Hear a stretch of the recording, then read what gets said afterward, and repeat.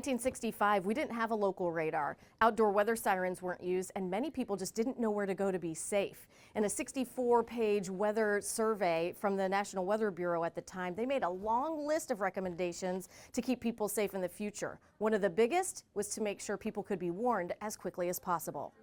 In 1965, the way warnings were communicated was by phone. We got a call from Chicago on the radar. They had a hook echo.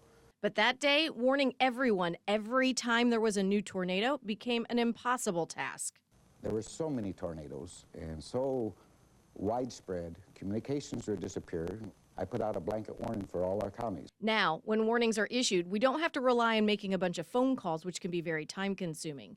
Technology improvements, including the internet and cell phones, allow us to get the info out almost instantly to TV, radio, phones, and community systems like sirens all at the same time. Another goal set after the storms was to install radars. Many radars were old World War II aircraft radars and couldn't tell us much about the storms. Hook echoes, you knew what they were. You didn't understand a lot of the meteorology and the science that was going up. You knew it was a warning situation, though.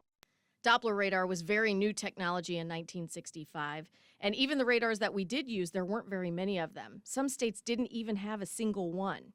Now there's coverage everywhere, so there are no blind spots. New radar technology is currently being developed by NOAA. It's called phased array radar and will give us much faster updates, allowing for more warning time and more specific details. Dr. Ted Fujita, who created the F-scale for rating tornadoes, did some of his research in Elkhart County. He looked at some of the damage. When his research came out years later, it helped us understand what kind of damage happens with different wind speeds. This helps us now prepare for different levels of damage based on the storm's strength. With all these improvements, we still need your help. The key is being prepared. Days before storms are expected, we release storm outlooks that include locations and intensity possibilities. Plan with your family. Where is the safest place in your house? Sometimes it's the basement. For many, it's a hallway, closet, or bathroom in the middle of the house. On the day of storms, make sure all your devices are charged or that you have power banks ready.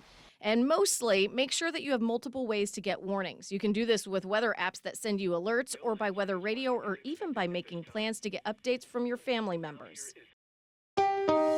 Thanks for watching. Here's another story you may like, and subscribe to the WSBT 22 YouTube channel.